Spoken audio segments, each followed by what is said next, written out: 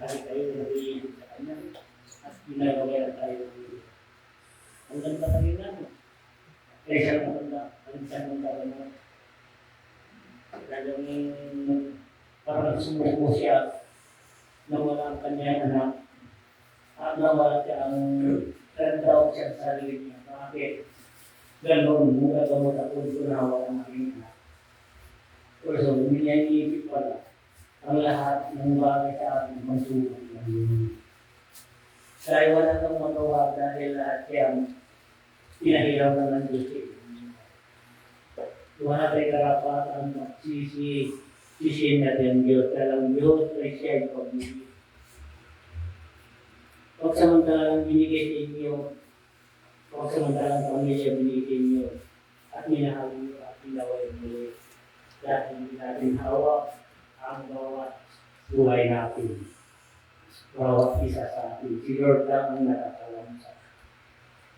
Kung hindi niya alam, yung tungkol mundo, marami na wala anak, pamilya, lahat pa. Ialaga niya ng hayop, hanggang siya nakito. Ano sinabi niya? Lord, kung bago siya sa lupa, umigas siya, at masaya pa rin siya, may hininga pa rin siya.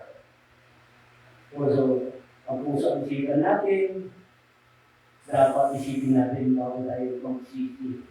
Kung tayo ng kampo, isipin natin dahil lahat yan pinahiram ng Diyos sa atin. Dahil sabi naman, kung hindi mo alam kung lahat ng bagay, ang pamilya niyo dito sa lupa, pagsamantala. Kung hindi mo may pamilya, pagdating ng oras, isa lang ang pamilya natin, Lord. Harap tayo sa Kanya kung tayo ay tanggapin niya o hindi. Dahil sa pagsisisi mo, doon ka mapapahamak dahil hindi mo alam ang nangyayari, ang binigay ko sa mga sa'yo. Pinahirap na sa iyo yun. Pinagala ang karapan ng magsisi. Kung sabi niya, magbalik loob na ako, magbalik na ako kamot. Dahil walang magpapaliwanag sa kanya. Kaya tayo, may question po, ngayon tayo mamusga kung sino man nasisihin natin, kung hindi natin alam, ang nagbigay ng buhay, siya. Dapat natin magsisihin tayo, baka ikaw ang pupunin niya, wala ka rin magawa. O sabi ng mga anak, bawa, isip mo, pag-isipan mo, kung tama bang isip mo o hindi. Tama bang isip mo o hindi.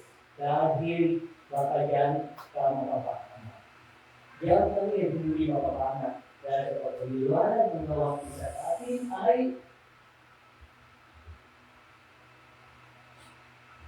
pag-ibig ang daladala, ang dapat tayo patungo. Kung sino mo sa tanda yun, di ko na sinabi nila nila siya, di ko na naman. Dahil damdam siya sa Diyos. Isipin ninyo, isang mong gano'n kayo, yung anak niyo, napapagalit na ng tao, yung anak mo hindi mo napagalit. Ngayon, sino doon? Sarili mo, ang Diyos, ang tanong, ang sagot. Ha? Yes.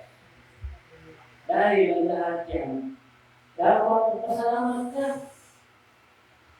Lord, kinuha niyo ako sa mantalang naging anak ko dito sa lupa. Binigyan mo, kunting panahon ay nagsama kami. At binawi niyo muli. Lord, maraming salamat. Hanggang doon lang kami magsama. Pagsamantala lang ang ating anak. Dapat pasalamat ka. Hindi ka nagmumuk, hindi ka magdamdam. Kung ang karapatan, zero din ang bigay ng anak sa iyo, kasama siya ng bahay. Wala naman tayo, bibigyan kung ayaw ni Lord, hindi ka bibigyan na. Kasi si Lord ang gawin para paano mo sa dito. Yan ang sumukin sa iyo. Kung ito ay tunay, nagmamahal ng Lord, bago ka mamusga at bago magsisi, isipin mo na. Pag-isip mo kung tama ba ito, ay pinagsisi mo si Lord. Bakit hindi mo makakakila? Nagiging mula ko sa iyo, Lord. Marami yan. Ginawa ko ng paraan, Lord. Nagiging mula ko. Bakit yung ginawa ka? Bakit mahal? Marami yan. Hindi mo alam. Binigay lang nandun lang ang bata binigay. Dahil yan ang nakakala sa kanya. Yung palawang oras yun, hanggang doon lang siya. Tama. Tama, hindi. Tama po. Hindi natin siya sige, Lord, maraming salamat. Ito ang bata, binigay. Hindi pagsamantala ay ng taon. At nakapiling ko, maraming salamat. Namahal ko natin siya. At pinakamahal na mahal ko kayo. Dahil pagsamantala niyo lahat. Amin dito, pinabigay niyo sa amin. Lupa, mamuno, alagang maso, at kapatid mo, at pamilya mo na pagsamantala kayong lahat. Dahil doon mo makikita kung tunay kayo naglingkod at nagpapatulong kayo kumapit sa Diyos. Amen. Amen? Dahil kung kayo ay kumapit sa Diyos, hindi nyo yan isipin ng anuman. Isipin nyo kung paano nandito binigay sa akin, paano si Lord ay lagi ay nasa akin. Lahat yan, iniram lang natin sa Diyos. Por eso sabi ng Ama, yung pag-isip ninyo, kung isipin ninyo, kahit minsan, kahit kailan, di po kayong pinabayaan na yun lang ang nakakatawa bawat isa sa inyo dito sa lupa. Wala tayong magawa. Kagustuhan ng bata yun. Ginawa sa dahil yun. At bago siyang sinaba dito, nagpirma sa doon sa langit, sa angel, ito lang taon ako titira doon at babalik ulit ako. Walang nakakalam yan. Itong taon lang, 15 years bago ako babalik ulit doon. Dahil bago kang namatay, pagdating ng Espiritu sa langit, hahanapin, anong pangalan mo? O, ngayon, itong taon ito, nakakataka na, bubuksan na ang libro para sa iyo. Alam niyo ko yun na hindi. Kung di magsisisi, lahat tayo dadaan doon. Lahat tayo dadaan doon. Mawawala tayo dito sa libro.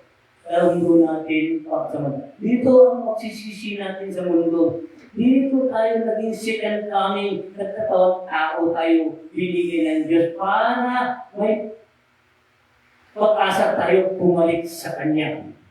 Kung kayo ay nagbago dito, ay masarap tumira sa langit. Mahirap tumira sa mundo. Kung ang mundo natin ay kasakiman, makasarili. Dahil nakabusik-tarot ka, dahil ang mundo natin nandito na ang kasamaan ng lahat. Ikaw lang ang magbibigay ng iyong kaligtasan. Amen? Amen. Sa langit, walang pera. Lahat ang gusto ko ay nandoon. Dahil lahat yung ginawa ng Diyos para matikman niyo rin dito sa lupa. Amen? Pusong sarap, mabuhay, kapiling natin ng Diyos. Kahit nandito tayo, lagi natin ginagabay, humingi ng gabay sa Diyos para ka na rin sa langit. Tandaan ninyo, kung kayo ay lagi nag-pray, nagdadasal at sinuko yung sarili mo sa Kanya, parang masaya ang puso at isipan niyo dahil binigay mo na lang lahat dahil alam mo ay bilang araw darating na rin sa Kanya.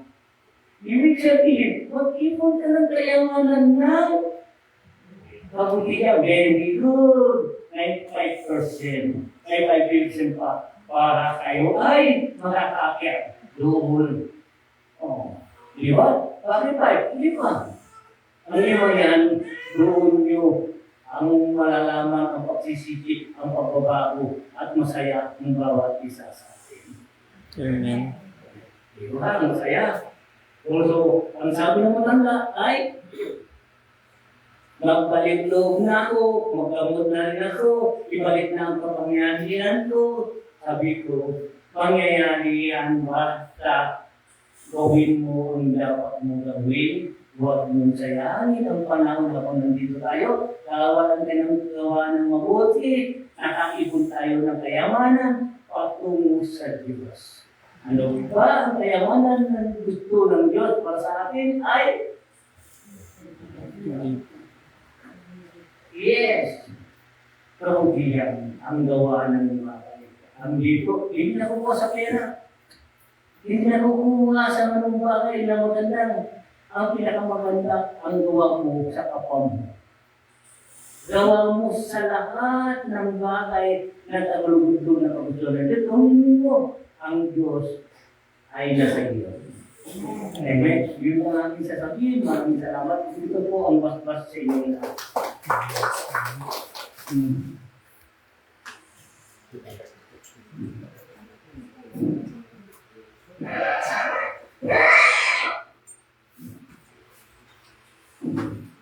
Thank you for watching po sa inyo lahat and a blessed Sunday. Nawala na sa mabuting kalagayan po ang lahat. Tayo sa salita ng Diyos para sa pagmamahal.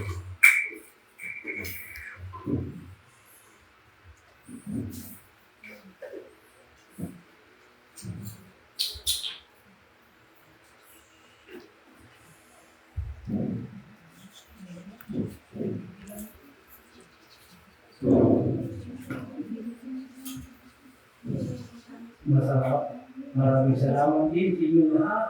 Masarap tuminig ng kwento ng Diyos. Di ba? Masarap magtuminig ng kwento ng Diyos. Diyos ay pag-ibig.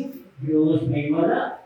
Diyos ang kaligtasan. Ang Diyos ay lahat ng pag-ibig ay nasa Kanya. Amen? Mabuhay kayong lahat. Pinagpala kayo ng Diyos. Bawat isa sa inyo hanggang nanonood, pinagpala kayo ng Diyos. Sa pangalan ni Jesus, sabihin ng Ama natin sa Daligtas, mabuhay kayo, mabuhay tayong lahat, mabuhay din si Jesus. Lahat din nagkakaisa na tayo, habang may buhay, may pag-asa. Amen. Salamat, salamat, salamat. Salamat. Thank you. Thank you for watching and God bless po sa inyo lahat. At tayo. Lagi, yes tayo po. Good luck na.